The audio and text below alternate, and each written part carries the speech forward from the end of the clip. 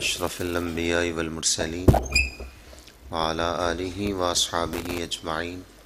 قال الله تبارك وتعالى في القرآن المجيد والفرقان الحميد في شان حبيبه إن الله وملائكته يصلون على النبي يا أيها الذين آمنوا صلوا عليه وسلموا تسليما. الصلاة والسلام عليك يا سيدي يا رسول الله وعلى آلك وأصحابك يا حبيب الله. الصلاة والسلام عليك يا سيدي يا رسول الله وعلى آلك وأصحابك يا خاتم النبيين. مہجوری برآمد جان عالم تراحم یا نبی اللہ تراحم. نہ آخر رحمت للعالمین ز محروما چرا فارغ نشینی. بروں آور سرس بردے یمانی کہ روئے تست صبح زندگانی. ادیم طائف نالین پاکن شرا کزرشتہ جہائے ماکن. چباشد گر کنی سوم نگاہے ہمیشہ گر نباشد گاہے گاہے. نگاہے یا رسول اللہ نگاہے نگاہے یا حبیب اللہ نگاہے. صد ہزارہ جبریل اندر بشر بہر حق سوئے غریباں یک نظر. یا رسول اللہ انظر حالنا یا حبیب اللہ اسمع قالنا. اننی فی بحر غم مغرق خذ یدی سہل لنا اشکالنا. تمام حمد و ثنا تعریف و توصیف اللہ جل مجدہ الکریم کی ذات پاک کے لیے جو خالق کائنات بھی ہے اور مالک ششہات بھی. اللہ جل وعلا کی حمد و ثنا کے بعد حضور نبی اکرم شفیع امم رسول محتشم نبی مکرم اللہ کے پیارے امت کے سہارے رب کے محبوب دانائے وجوب مالک رقاب امم فخر عرب و عجم والی کون و مکاں سیاہ لا مکاں سید انس و جاں سرور لالا رخاں نیر تاباں سرنشین مہوشاں ماہ خوباں شہنشاہ حسینہ تتمہ دوراں سرخیل زہرہ جمالاں جلوہ صبح ازل نور ذات لم یزل. باعث تکوین عالم فخر آدم و بنی آدم نیر بطحا رازدار ما اوحا شاہد ما طغا صاحب علم نشرح معصوم آمینہ احمد مجتبیٰ جناب محمد مصطفیٰ صلی اللہ تعالی علیہ وآلہ واصحابہ وبارک وسلم کی بارگاہ بےکس پناہ میں اپنی محبتوں عقیدتوں اور نیازمندیوں کا خراج پیش کرنے کے بعد عالی مرتبت واجب الاحترام ذوی الاحتشام عزتوں کی مسند پر جلوہ گر علماء کرام برادران اسلام السلام علیکم ورحمۃ اللہ وبرکاتہ. عشاء سے مسلسل آپ اس تقریب میں جلوہ فراز ہیں. آپ کے وقت کو ملحوظ رکھتے ہوئے چند منٹ آپ سے گفتگو کی ہمت کروں گا اس دعا کے ساتھ اللہ میری زباں پر کلمت الحق جاری فرمائے، صحیح کہنے کی توفیق نصیب فرمائے، ہم سب کو اس پر عمل کی توفیقات نصیب فرمائے. عظمت قرآن کانفرنس کا عنوان دیا گیا ہے اس آج منعقدہ بزم کو. قرآن کے حوالے سے چند ایک باتیں آپ کے گوش گزار کرنا چاہوں گا. قرآن اللہ کی لاریب کتاب ہے. ان ھذا القرآن یہدی للتی ہی اقوم. اور دوسرے مقام پہ قرآن نے کہا ذالک الکتاب لا ریب فیہ. قرآن اللہ کی وہ لٹکتی ہوئی رسی ہے جس کا ایک سرا مخلوق کے ہاتھ میں ہے تو دوسرا سرا رب رحمان کے ہاتھ میں ہے. مولا کائنات حضرت علی المرتضیٰ رضی اللہ تعالی عنہ نے جب رسول اللہ صلی اللہ علیہ وسلم کو یہ فرماتے سنا کہ قرب قیامت میں کثرت کے ساتھ فتنے نازل ہوں گے تو عرض کی کہ یا رسول اللہ ان فتنوں سے بچنے کا کوئی حل؟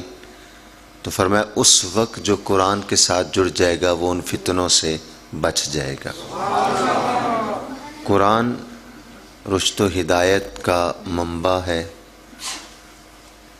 اور رسول اللہ صلی اللہ علیہ وسلم کا ایک فرمان ہے، اپنی اولادوں کو 3 چیزیں سکھاؤ: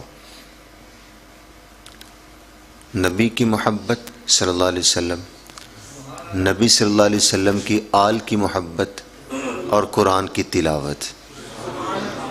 یہاں حکم دیا گیا ہے کہ قرآن پڑھنا اولادوں کو سکھایا جائے۔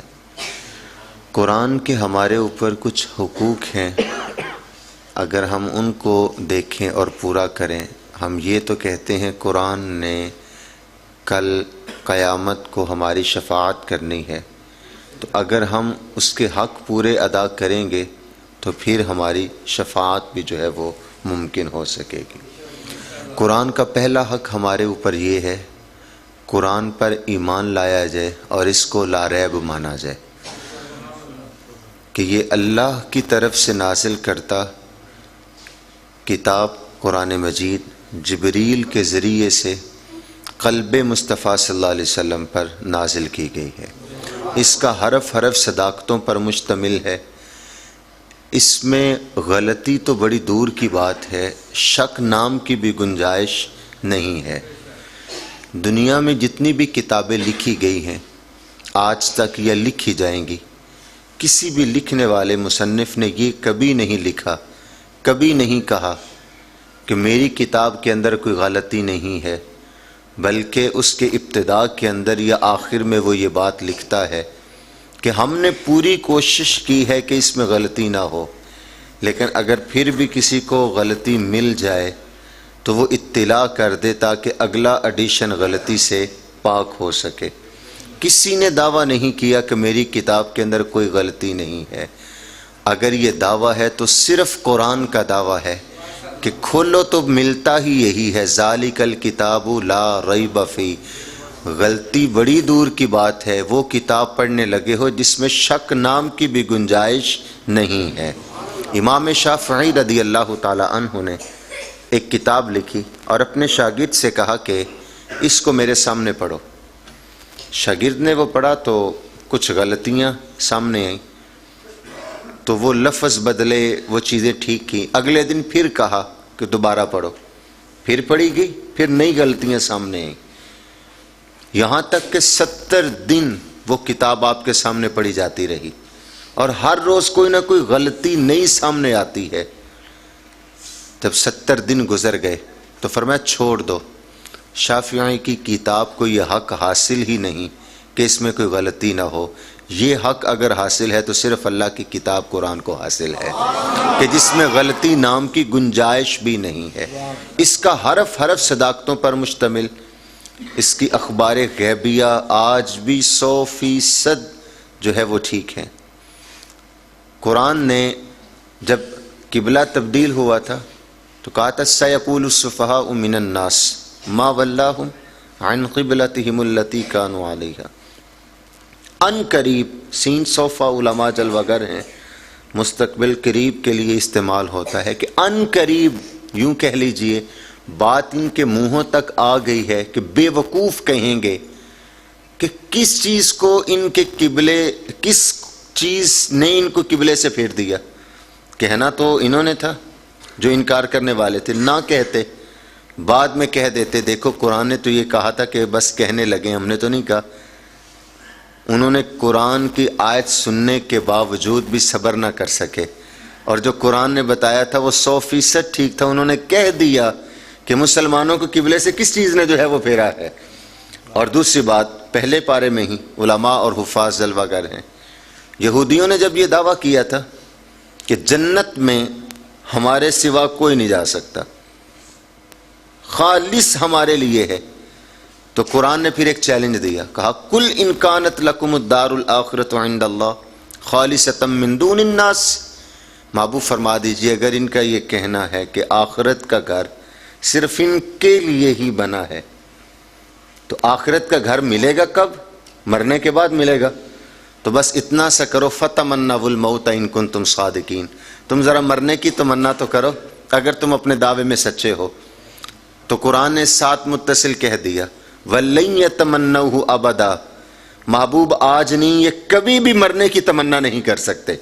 اور دیکھ لیجئے یہودی لابی آج قرآن پر کتنا کام کر رہی ہے، اسلام کے خلاف کتنی ان کی ورکنگ ہے، لیکن کسی پلیٹ فارم پر آ کر انہوں نے نہیں کہا کہ تمہارا قرآن تو یہ کہتا ہے کہ ہم مرنے کی تمنا نہیں کریں گے، لیکن یہ دیکھیں ہم مرنے کی تمنا کر رہے ہیں۔ نہ انہوں نے کبھی کہا ہے، نہ وہ کبھی کہہ سکیں گے۔ کیوں؟ یہ ایک قرآن کی بتائی ہوئی حقانیت ہے اور سچائی ہے۔ تو قرآن کا پہلا حق یہ ہے کہ اس پر ایمان لایا جائے، اس کو سچا مانا جائے، ہر غلطی سے پاک، ہر شک سے پاک اس کو جو ہے وہ مانا جائے۔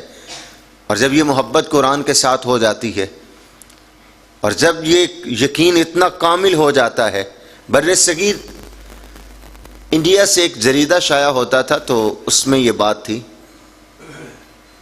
کہ ایک گورکن قبر کھودنے والا ایک قبر کھود رہا تھا، تو ساتھ والی قبر کی ایک اینٹ گر گئی۔ اینٹ جب گری تو اس نے دیکھا قبر کے اندر گلاب کے پھولوں کا سا ماحول ہے، تو دوسری اینٹ اس نے جان بوجھ کے جو ہے وہ اتار دی، اور دیکھا کہ اندر بڑا خوشگوار ماحول۔ کچھ ساتھیوں کو بلایا، دکھایا، قبر بند کر کے وہ رسا کی تلاش شروع کی۔ ڈھونڈتے ڈھونڈتے اس کی بیوہ مل گئی۔ کہا تیرا خامند کرتا کیا تھا، کیا اعمال تھے اس کے؟ اس کی قبر کے اندر ہم نے یہ خوشگوار ماحول دیکھا ہے۔ کہا چٹا ان پڑھ تھا، نماز کا پابند تھا، جب مسجد میں جاتا نماز پڑھتا، نماز پڑھ کے جب واپس پلٹتا وہاں لوگ بیٹھ کے قرآن پڑھتے تھے، اس کو قرآن پڑھنا نہیں آتا تھا۔ بڑے بوجھل قدموں کے ساتھ، بھاری دل کے ساتھ گھر آتا اور قرآن نکالتا، اس کو کھول لیتا، وضو اس کا آلریڈی ہوتا تھا، اور قرآن کی سطر کے اوپر یوں انگلی رکھ کے کہتا مالک مجھے نہیں پتا یہ کیا لکھا ہے، لیکن میں گواہی دیتا ہوں جو لکھا ہے سچ لکھا ہے، جو لکھا ہے حق لکھا ہے۔ کہا بس اس کا یہی عمل تھا۔ تو لگتا ہے اللہ نے اسی محبت کی وجہ سے اس کی قبر کے اندر یہ ماحول جو ہے وہ پیدا کر دیا ہے۔ قرآن پر ایمان کامل یقین ہو، اور جو ہے وہ اس میں کسی طرح کی کوئی غلطی کی جو ہے وہ گنجائش بھی نہیں ہے۔ تو قرآن کا پہلا حق یہ ہے اس پر ایمان لایا جائے اور اس کو لا ریب مانا جائے۔ دوسرا حق یہ ہے تلفظ کے ساتھ، صحیح ادائیگی کے ساتھ اس کی تلاوت کی جائے۔ ہم بڑی بڑی مشکل زبانیں بولنا سیکھ گئے ہیں، عربی زبان سب سے فصیح زبان ہے، اور تحقیق کے مطابق سب سے آسان زبان بھی عربی زبان ہے، چونکہ یہ قدرت کی طرف سے ایک ایسی چیز جو دی گئی ہے، یہ آسان زبان ہے۔ قرآن سیکھنا مشکل نہیں ہے، قرآن سمجھنا بھی اتنا مشکل نہیں ہے۔ جب انسان اس راہوں پر چل پڑتا ہے تو وَلَقَدْ يَسَّرْنَا الْقُرْآنَ لِلذِّكْرِ فَهَلْ مِن مُدَّكِرٍ کی صدا بلند کی گئی ہے۔ تو صحت لفظی کے ساتھ اس کی تلاوت کی جائے، عادت بنائی جائے۔ روح کی غذا کے لیے اگر ترجمہ نہیں بھی آتا تو اگر صرف تلاوت کی جائے تو پھر بھی قرب الہی کا جو ایک ہے مسئلہ وہ حل ہوتا رہتا ہے، انسان قرب حاصل جو ہے وہ کرتا رہتا ہے۔ لیکن اگر صرف ہم رسمی طور پر قرآن کے ساتھ جڑیں کہ بچپن میں بچے کو ایک دفعہ قرآن پڑھا دیا، قاری صاحب نے پڑھا دیا، مکمل کروا دیا، دستار بندی ہو گئی، اس کا فالو اپ نہیں کبھی دیا، کبھی باپ نے خود نہیں پڑھا، پچھلا ماہ رمضان گزر گیا، چند دنوں کے بعد نیا ماہ رمضان سایہ فگن ہونے والا ہے۔ میں اور آپ اپنے گریبان میں جھانک کر کے دیکھیں ہم نے کتنی دفعہ قرآن مکمل کیا ہے۔ ہمیں اگر سپارہ پڑھنا پڑ گیا ہے کسی فوتگی کے موقع پر، اگر پھنس گئے ہیں تو پڑھ لیا۔ سورہ یاسین پڑھی تو کہاں پڑھی؟ جہاں کسی بابے کی روح نہیں نکل رہی تو وہاں ہم نے سورہ یاسین پکڑ لی۔ ببندے و صوفی و ملا اسیری، حیات از حکمت قرآن نگیری، بآیات تشترا کاری جزے نیست، از یاسین و آساں بمیری۔ اقبال نے کہا کہ تو خشک صوفی اور خشک ملا کے ہتھے چڑھ گیا، تجھے قرآن کی آیتوں سے کچھ سروکار نہ رہا تو بس اتنا کہ جب تیرے بابے کی روح اٹک جاتی ہے تو کہتا ہے کہ لاؤ کسی کو اور وہ اس پہ سورہ یاسین پڑھ دے تاکہ اس کی روح آسانی سے نکل جائے۔ اقبال کہتے ہیں اس کا اختلاف نہیں ہے، یہ رسول اللہ صلی اللہ علیہ وسلم کا فرمان ہے، لیکن بات یہ ہے کہ قرآن سے ڈھونڈا بھی تو صرف موت کو ہی ڈھونڈا، اس سے زندگی نہیں ڈھونڈی۔ کاش کہ زندگی ڈھونڈی ہوتی، قرآن سے زندگی لی ہوتی، صاحب جینا بھی سوکھا ہوتا، مرنا بھی سوکھا ہوتا، پھر معاملات کچھ اور ہوتے ہیں۔ قرآن کی عادت، تلاوت کی عادت ہمارے گھروں میں نہیں رہی۔ ایک وقت تھا، میں گاؤں کا بیسیکلی رہنے والا ہوں، فجر کے بعد جب گلی محلے سے گزرتے تھے گھروں سے قرآن پڑھنے کی آوازیں آیا کرتی تھی۔ آج ڈی جے کی آواز تو آتی ہے اور آوازیں تو آتی ہیں، اسی لیے کہا گیا اپنے گھروں کو قبرستان مت بناؤ۔ ہمارے گھروں میں قرآن کی تلاوت نہیں ہوتی، پھر ہم الزام لوگوں پر دیتے ہیں کسی نے کچھ کر دیا ہے، ہمارے گھر میں یہ برکت نہیں رہی، ہمارے گھر میں نحوست آ گئی ہے، فلاں آیا تھا اس وجہ سے ہمارے گھر میں یہ ہوا۔ پھر 2 نمبر لوگوں کے پاس بھی ہم چلے گئے کہ دیکھیے کسی نے کچھ کیا تو نہیں۔ صاحب کسی نے کچھ نہیں کیا، آپ کا اپنا فطور ہے، آپ اپنے من میں جو ہے وہ جھانک کر کے دیکھ رہے۔ وہ کسی شاعر کا ایک شعر ہے، وہ بڑا خوب اس نے کہا عمر بھر یوں ہی خطا کرتے رہے، دھول چہرے پہ تھی اور ہم آئینہ صاف کرتے رہے۔ ہماری حالت کچھ اس طرح سے ہے، ہم گھر کے اندر خود قرآن پڑھتے نہیں، تلاوت کرتے نہیں، اور پھر حالت تو یہ ہے ہمارے جوانوں کو صحیح معنوں میں قرآن پڑھنا آتا بھی نہیں۔ ہم نے کبھی کوشش بھی نہیں کی، بڑی مشکل زبانیں سیکھ لیں، تھوڑا سا وقت اگر نکال کر کے مسجد کے خطیب صاحب سے، امام صاحب سے ہی جو ہے وہ ہاتھ جوڑ کر کہا جائے ہمیں چند منٹ دے دیے جائیں، ہم قرآن سیکھنا چاہتے ہیں، یہ مشکل نہیں ہے۔ جب ہم سب کچھ سیکھ سکتے ہیں، انڈرائیڈ موبائل یوز کرنا جو بندہ اس کو آپریٹ کر سکتا ہے اس کے لیے قرآن سیکھنا مشکل نہیں ہے۔ تو محض ہم نے بہانے بازی اختیار کر لی کہ میں عمر کا وڈیرا ہو گیا ہوں، میری زبان بھاری ہو گئی ہے، قرآن کی طرف آئیے تو صحیح، قرآن خود بخود زبان پر جاری ہوتا ہے۔ تو قرآن کی تلاوت کی عادت ڈالیے، خود بھی، بچوں کو بھی، گھروں کے اندر بھی، اور جب قرآن کی تلاوت کی جاتی ہے اس کی برکتیں ہوتی ہیں، اور پھر جو ہے وہ سینے پر، روح میں اثر اس کا جو ہے وہ ہوتا ہے، گھر کے اندر برکتیں ہوتی ہیں۔ یہ قرآن کا دوسرا حق ہے کہ اس کی تلاوت کی جائے، اور جب ماں باپ خود قرآن کی تلاوت کرنے والے ہوں پھر اولاد پر اس کا اثر ہوتا ہے۔ قطب الدین بختیار کاکی علیہ الرحمہ پڑھنے کی عمر کے ہوئے، ماں نے انگلی کے ساتھ لگایا، مدرسے میں لے گئی اور استاد صاحب سے کہا کہ اس کی پڑھنے کی عمر ہو گئی ہے لہذا اس کو قرآن شروع۔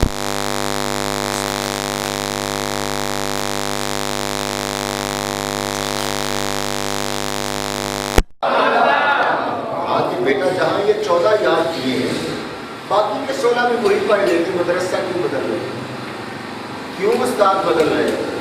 کہا میں نے کسی مدرسے میں نہیں پڑھے، یہ تو میری ماں کو زبانی یاد تھے، وہ تہجد میں اٹھ کے پڑھا کرتی تھی، میں نے سن کے یاد کر دیا۔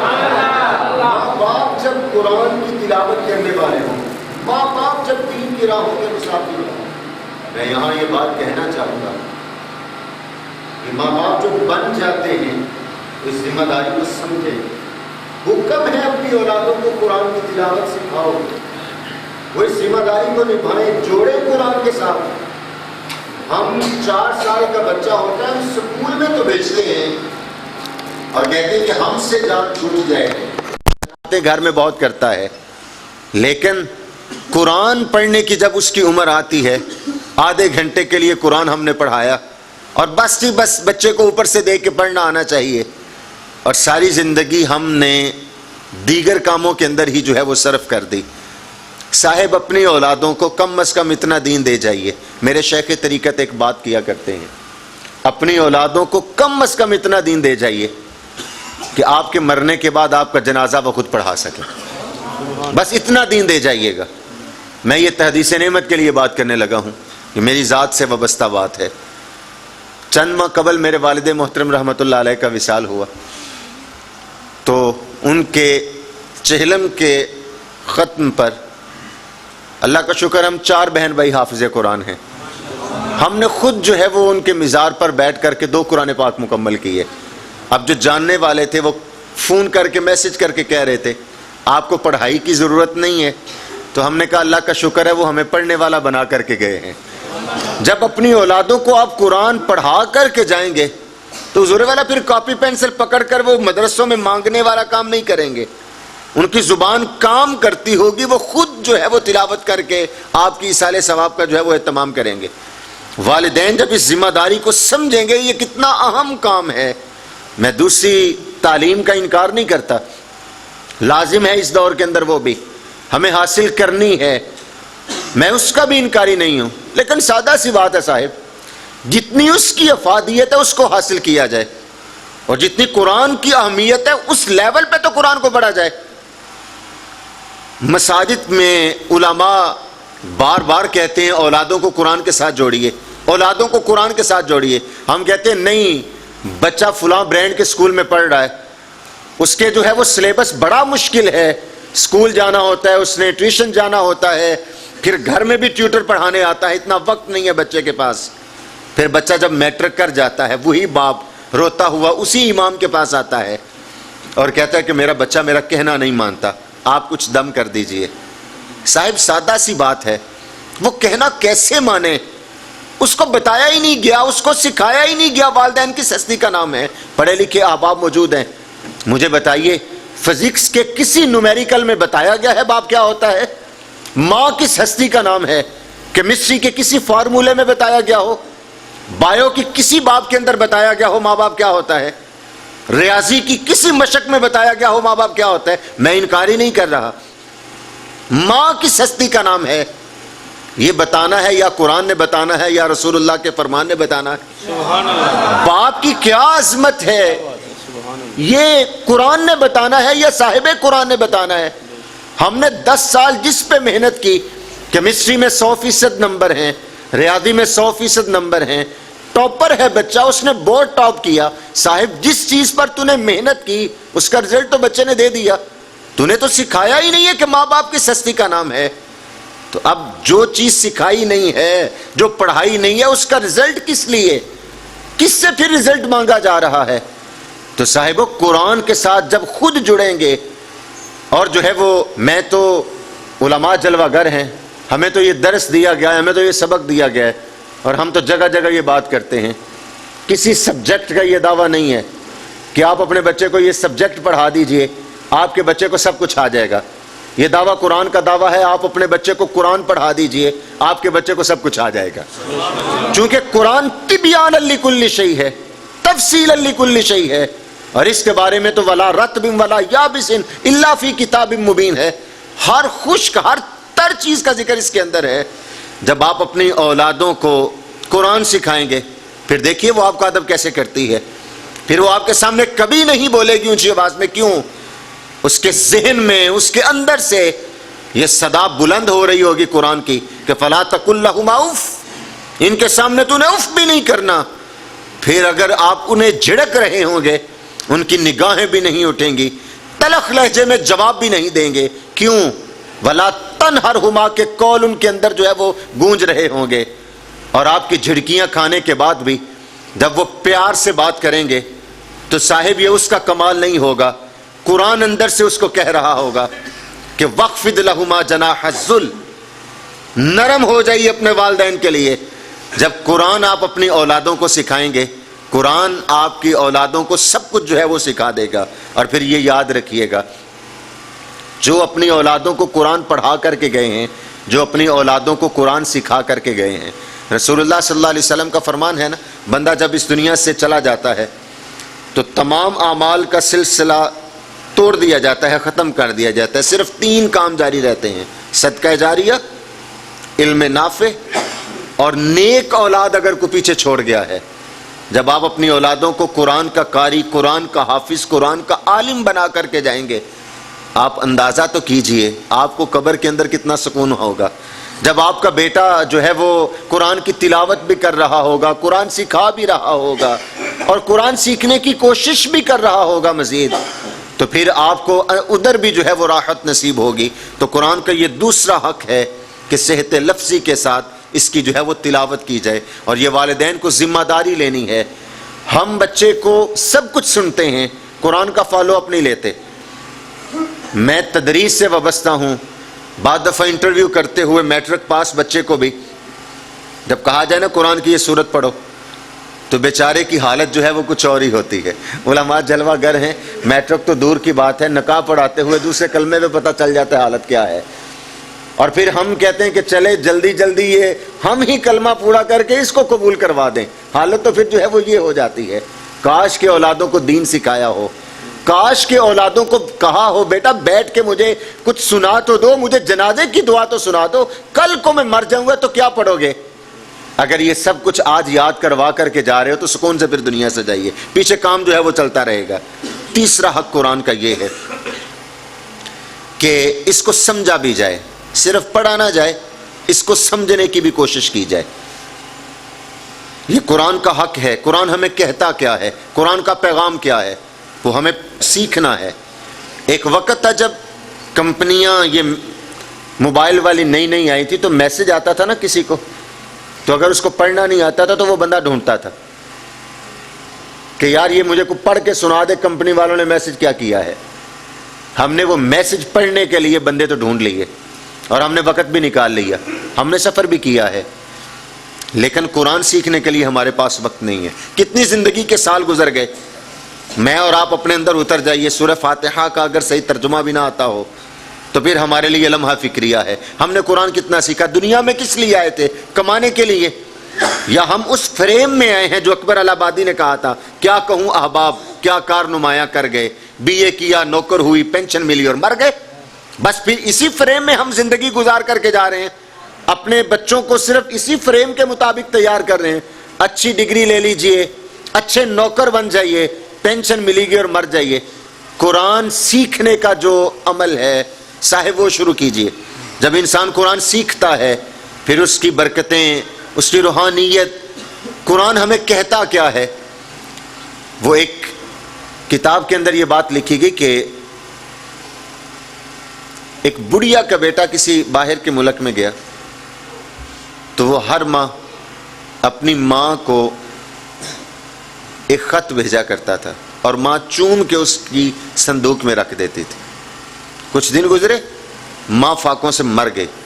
لوگوں نے بڑی لان تان کی کہ بیٹا باہر ہے، ماں کے لیے کھانے کے لیے بھی کچھ نہیں بھیجا اس نے.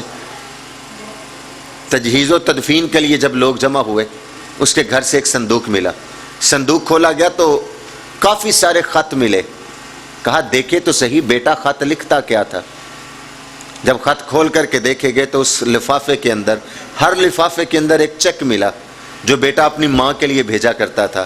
لیکن ماں کو پتہ ہی نہیں تھا کہ میرے لیے بھیجا کیا گیا ہے. وہ صرف یہ سمجھتی تھی بیٹے کا خط ہے، چوم کے رکھ دیا جائے کافی ہے.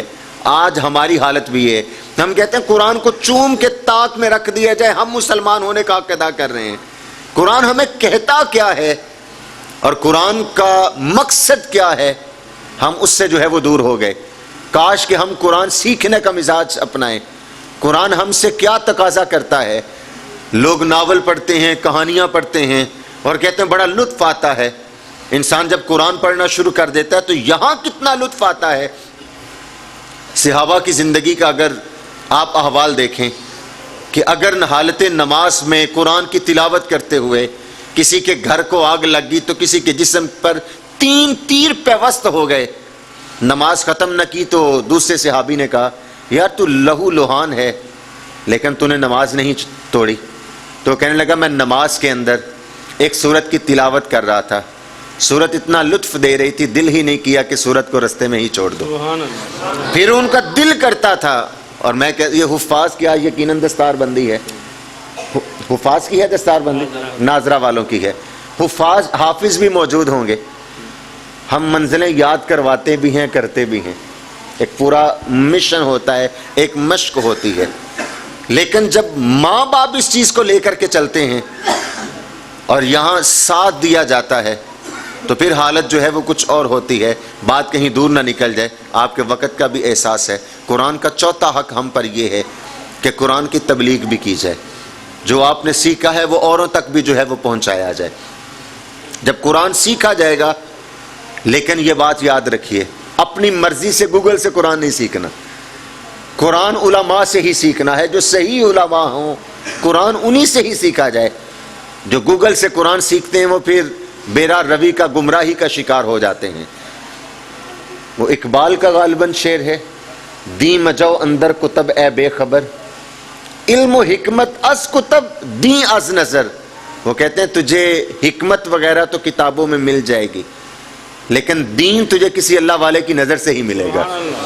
با ادب علماء کے سامنے جب تو زانو تلمس طے کرے گا، پھر تجھے پتا چلے گا قرآن کیا کہتا ہے، قرآن کی منشا کیا ہے، یہاں لفظوں کا جو چناؤ کرنا ہے وہ کس انداز سے جو ہے وہ کرنا ہے۔ تو قرآن جب سمجھا جائے، جزاک اللہ، قرآن جب سمجھا جائے گا تو پھر اس کی تبلیغ بھی اس طرح جو ہے وہ کی جائے گی۔ اور جب تبلیغ کی جائے، یہ ہر بندے کی ذمہ داری بھی نہیں ہے، پہلے وہ پورا عبور حاصل کرے، سمجھے علماء سے، پھر علماء کی اجازت کے ساتھ وہ اس فیلڈ میں آئے، تو پھر جو ہے وہ سکھانے کا جو ہے وہ عمل کرے۔ لیکن اگر ہم تلاوت بھی نہیں کرتے، ہم جو ہے وہ اس کو سمجھنے کی کوشش بھی نہیں کرتے، تو تیسرے مرحلے تک پہنچنا تو صاحب پھر ہمارے لیے بڑا جو ہے وہ مشکل ہو جائے گا۔ آئیں میں اور آپ اپنے قیمتی وقت میں سے اپنی زندگی میں یہ کام ضرور کریں، تہیہ کر لیجئے۔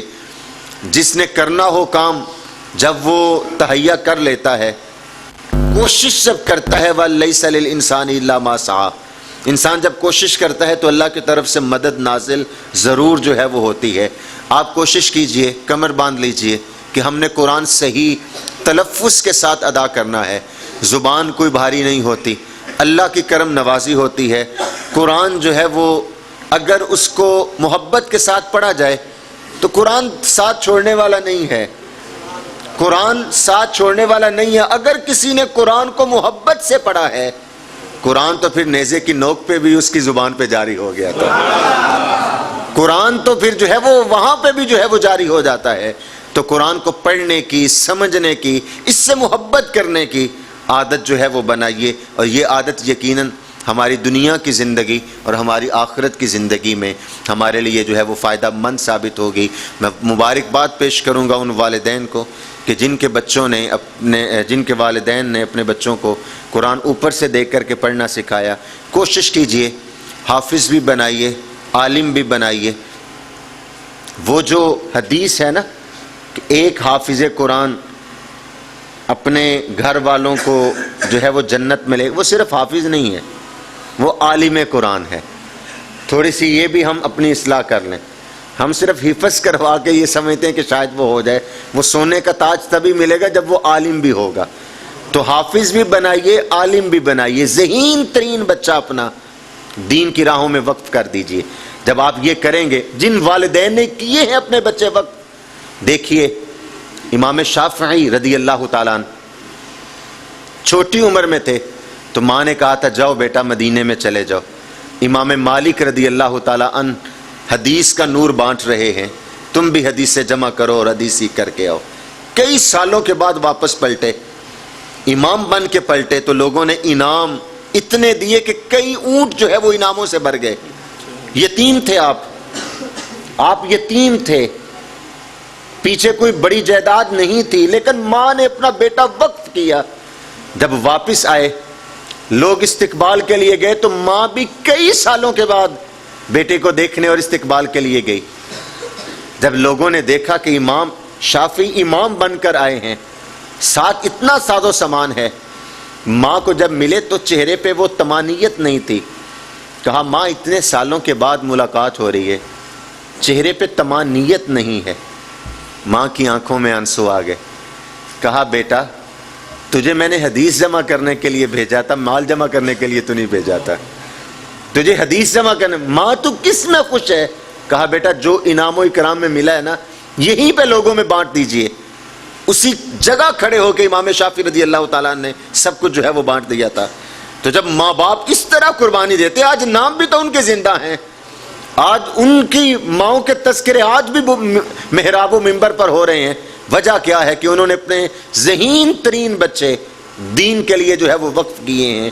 جب ہم ذہین ترین بچے دین کے لیے وقف کریں گے تو پھر دین جب پہنچے گا اوروں تک، وہ خالص دین جو ہے وہ پہنچے گا۔ پھر کسی یوٹیوبر کی ضرورت نہیں پڑے گی ہمیں دین لینے کے لیے، پھر ہمیں گوگل سے سرچ نہیں کرنا پڑے گا۔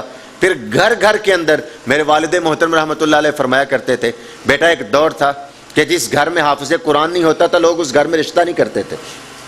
کہ اس گھر میں اتنی نحوست ہے کہ یہاں حافظ قرآن نہیں ہے. کہا آپ کتنے گھر مل جائیں گے کہ جس میں قرآن اوپر سے دیکھ کے پڑھنے والے نہیں ملیں گے. یہ ہماری جو ہے وہ مسلمانوں کی حالت ہے. قرآن کی کوئی بے حرمتی کرے تو ہم جو ہے وہ سب کچھ کرنے کو، مر مٹنے کو تیار ہو جاتے ہیں، لیکن خود پڑھنے کے لیے ہمارے پاس جو ہے وہ وقت میسر نہیں ہے. اللہ مجھے اور آپ کو قرآن کی صحیح معنوں میں تلاوت سیکھنے کی، سکھانے کی اور اس پر عمل پیرا ہونے کی توفیقات نصیب فرمائے. کہ محمد سے وفا تو نے تو ہم تیرے ہیں، یہ جہاں چیز ہے کیا لوح و قلم تیرے ہیں. آمین. وآخر دعوایا ان الحمدللہ.